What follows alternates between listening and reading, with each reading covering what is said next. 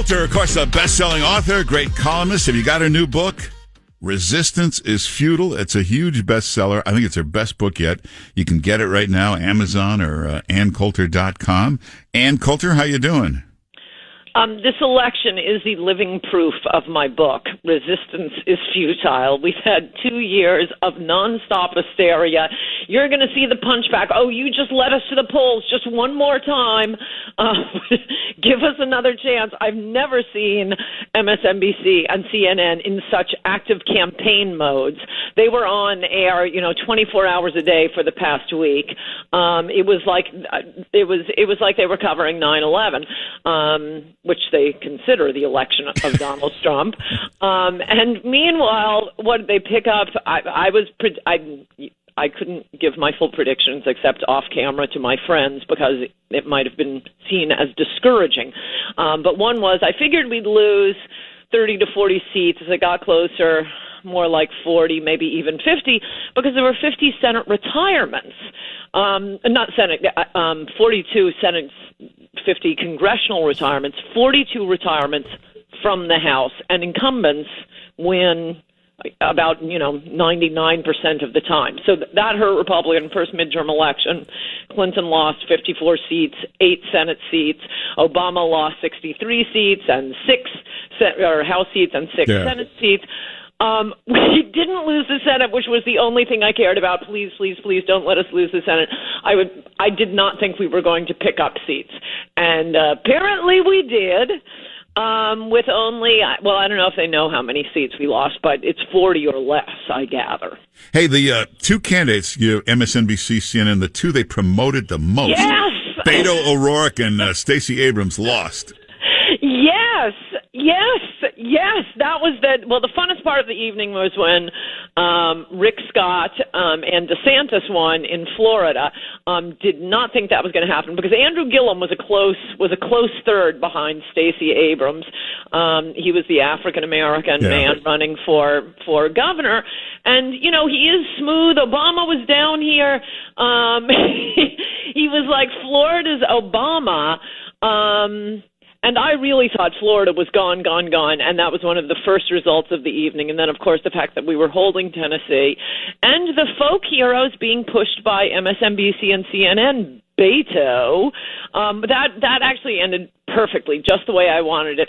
Kind of good to give Ted Cruz the run of his life. I obviously wanted Cruz to win. He is very articulate. Having said that, I happen to know Texans. And the reason Greg Abbott, the Republican governor of Texas, had won by 15.6 seconds after the polls closed, but Cruz won by, 1/10 of a percentage point in Texas, is that Cruz, well, he not only,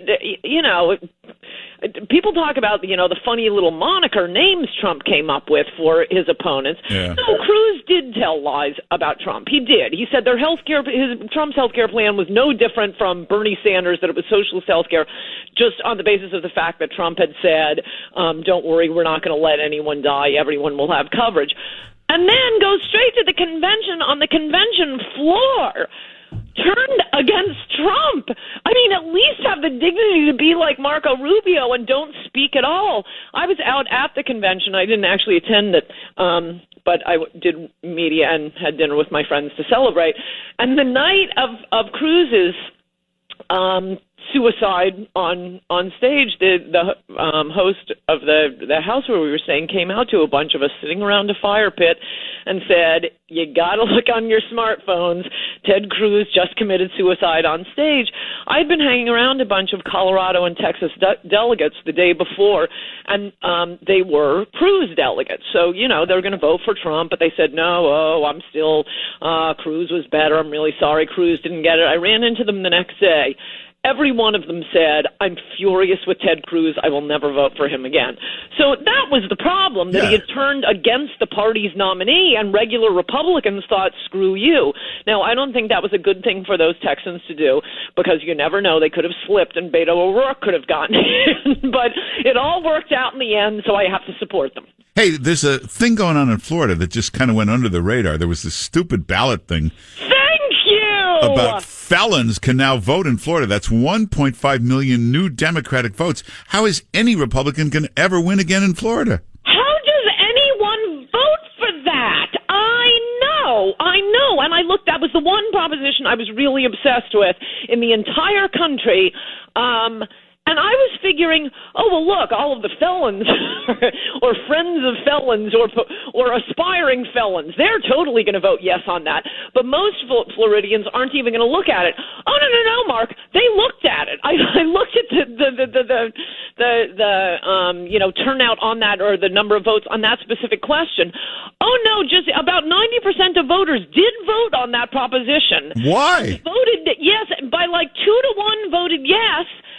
What is the point of that other than giving Democrat votes? Why is the only legislation Democrats are ever pushing is never something, this will make your life better.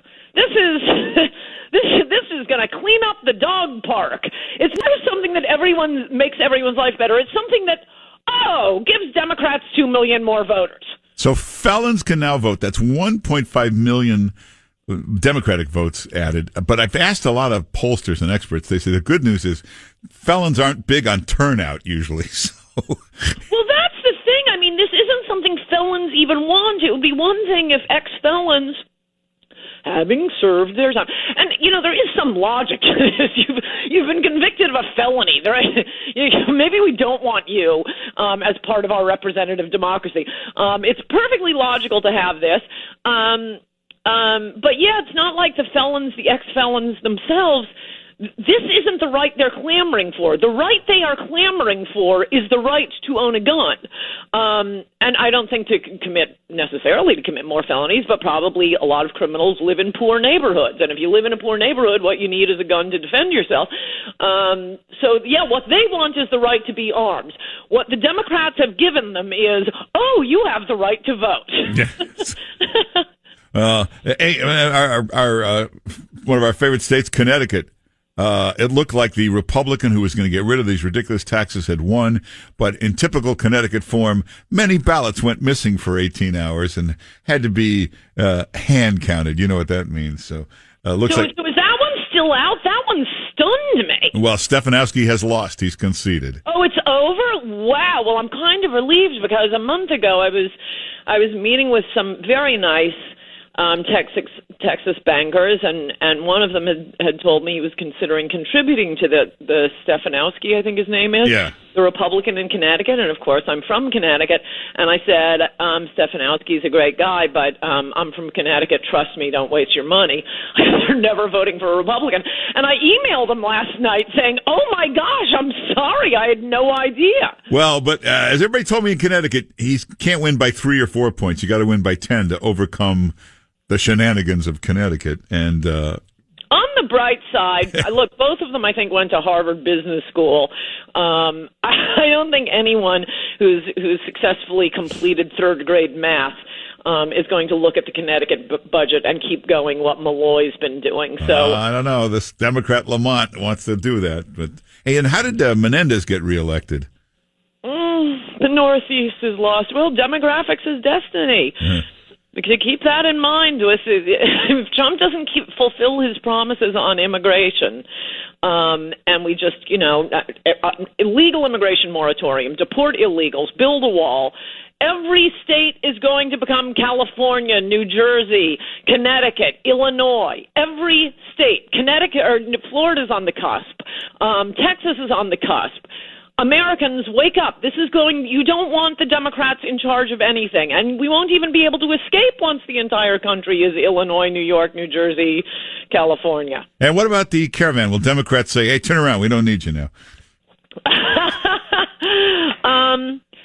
If they were smart and followed the advice in Resistance is Futile, they would say, we care about the American people more than we care about foreigners, and we have our own poor people. So, well, we're sorry, El Salvadorans, Guatemalans, Mexicans, and so on.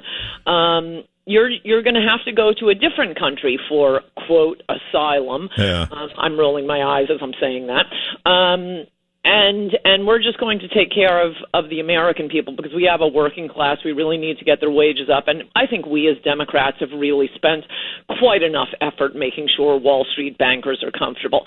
That's what the Democrats would say if they wanted to beat Trump. I hate to say it, we're out of time, but you got to get Ann Coulter's new book, Resistance is Futile. It's her best book yet. If you don't understand these Democrats, and you better start now because they're taking over the House. So get Resistance is Futile. And I highly recommend it as a Christmas gift, especially for your Trump hater friends. Let them read it. It's actually, they might learn something from it. Resistance is Futile. Ann Coulter's new book. What's the best place to go? Amazon or AnnCoulter.com? Yes, probably. And be sure to follow me and Mark on Twitter. Yes, follow Ann Coulter on Twitter and all that stuff, Facebook, and go to AnnCoulter.com. You can get her new column there tonight. And Ann Coulter, thanks for being with us. Good to talk to you, Mark Simone. Bye-bye. All right, take care.